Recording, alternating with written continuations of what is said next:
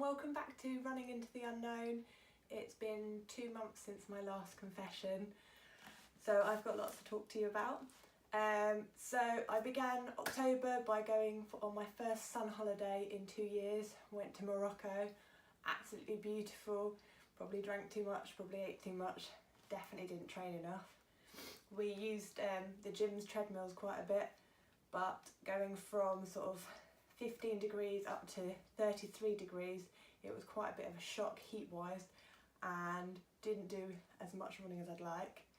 That wouldn't have been a problem, except on the way back we went to London and we took part in the Petswood 10k,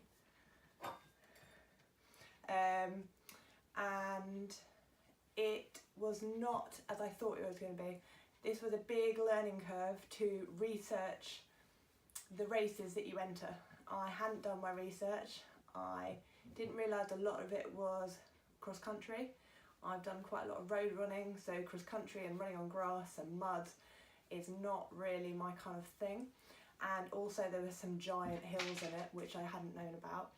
I was coming up to sort of 5k, was on a best 5k that I'd had, and thought, wow, I've got like 7 minutes till half past or half an hour, and all of a sudden I hit this hill and I hit this sort of point where I was like, I can't do this, and I really annoyingly walked. And it's something that I need to get my head around, I think. You know, this feeling of I can do it, I will do it, and I will just push past, because at the moment I don't really have that kind of mental ability just to sort of kick my own ass. So I tend to walk and be really annoyed at myself straight away. So this is something that I'm taking on board now. I'm, rather than walking, slowing down, and I'm doing a lot of hills at the moment with the Spilsby group. So hills aren't so much of a problem anymore, but still lovely medal. I got a bit sort of enthused by it and I entered Liverpool. So I'm doing a Liverpool Marathon in May. I'm so excited. I think I chose this one because a lot of my running club are also doing it, so I'm kind of hoping there's a lot of support from sort of the more experienced members to help me get through it, and just sort of the team camaraderie, which I think is going to be lovely rather than just running a marathon by yourself. I love Liverpool, I love the north of England. The idea of a rock and roll marathon right up my street, like live music, just gets me through it. And you know, who needs London? So I entered Liverpool, and for some unknown reason I also entered Berlin, and I will find out this week if I got through the ballot. I'd love to do Berlin. That's going to be my first international marathon, and as a half German it would be lovely to do it. And you know, last year new world record was set, so here I come to try and beat that. This month last month I started on track meets. So my club do a track meet every other week. It's run by Leanne, who is very, very helpful. She's very motivating, but my God, she wants to kill me. Pretty much every session I think I'm going to throw up or die, or throw up and die.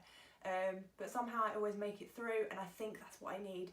I need at the moment to prove to myself that when the going gets tough I can just carry on, and I'm not going to sort of just give up and walk away. And this is what running's brought to me. I've never been sort of trying so hard at something that I wasn't very good at, and for me it's really sort of helped improve the way I see things, that okay, I'm not good at this now, but if I train I will see results, and I quite like that. It's a new thing for me. So yeah, you track meets, and I have already started seeing a difference, and my times are going up, so I'm really grateful to the club for that. Not such a good thing. 3 or 4 weeks ago I got a micro tear in my hamstring. I was running with the club, I was doing really well, I was doing sort of 5.5 minute Ks, best time ever, really consistent, and then something went ping and I had to be rescued, and someone's wife had to come and pick me up and take me home, and that really hurt and it was really off-putting. But I had physio, had it looked at, gave it some rest, did a few really sort of small runs, didn't push myself, and now it's feeling really strong again. And I got these beautiful recovery shoes from Oof, but I'm sure there's other companies available, and oh my god, it feels like I'm walking on like a cloud. Love them. The last 3 weeks I've also started upping my distances. So last night I did my first 19k run. I was going for a half marathon if I'm honest, but the boredom got to me. I am not good with my own company, and even though I had podcast after podcast playing, I just got bored, and I think that's something I also need to work on, just getting into the running zone and just enjoying it rather than having to be constantly stimulated, and that's going to be a new thing for me. So to get to sort of marathon length, it's going to have to be mind over matter really. But I'm really enjoying it. I'm not hurting, my legs don't hurt, I don't feel physically tired, it's just mentally I'm hitting this kind of brick wall where I'm just like, oh, I'm bored now. So that's better than thinking I can't do this. And then last weekend I did the Rutland 10k night race. Ooh, another lovely medal and it sparkles. This was a fantastic race. Oh, I really enjoyed it. It was really well organised. It was really atmospheric, running in the dark with all these lovely little runners. You couldn't quite see them, but you could see sort of their glow sticks shining and their little lights bobbing around. And they'd set all the course up with sort of fairy lights in the trees, and all the marshals had these sort of light sticks. It was really cool, and I felt amazing. I felt really good. I didn't really even push myself that much. I think I could have probably gone a bit faster. And the last sort of 400 metres, I hope my track instructor would be happy with this. I just sprinted and I just felt really good, and I got a new PB of 58.18. Woohoo! Really happy with that. So yeah, that's where I'm up to. I have Skegness 10k in a week and a half. It's a really flat race, so I'm really hoping on another PB. And then after that I have the Big Bear Challenge in February booked, which is a 6-hour race. Now I've already talked about the fact that I'm not very good with being on my own, in my own head for a long period of time. So 6 hours is probably going to kill me. But basically what it is, it's a 3.3 mile loop, and in that 6 hours you do as many loops as you can. So you could just do 3.3 and then have a nice little sit down and cheer everyone else on, or you could go for an ultra marathon. It's kind of a bit of fun, it's a bit of see how you do, camaraderie, push on. So I'm really looking forward to that, as long as I can get this mental block sort of sorted. While we're here, the clocks have gone back, and I just wanted really quickly to talk about safety.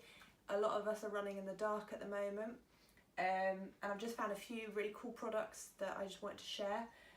Firstly, reflectives. I got in trouble one week because I wasn't wearing the reflectives. I had a head torch, but I wasn't reflective enough. This is quite a good sort of little harness. Quite liking this if you just want one thing just to chuck in the back of the car. Brilliant. Also got a reflective jacket. Oh my god, you can see me coming from miles in this, but not loving running in a jacket so much. I do overheat, but it's okay for sort of long distances where you're not going to sort of sprint. Loving these little ankle lights. You just put them on the back of your shoes and you can turn yourself into a little rave. I'm loving it. Or, as my other half said, I look like I should be in Tron, so it's quite cool. And invest in a really good head torch, guys. I've been through 3 this month because I bought cheap. That was a mistake. So I've gone for a bit of a better head torch, a bit more expensive, but it's really worth it, especially when you're running by yourself. And you really want cars to see you. I mean, I ran last night, it was pitch black, it was pouring with rain, but I was lighting up like a Christmas tree, and I think that's what you want. My last thing, oh my god, the most fun thing ever. It's this skin safety reflective paste.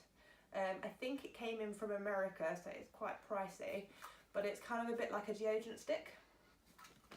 And you put it on, and it's a bit sort of like grey.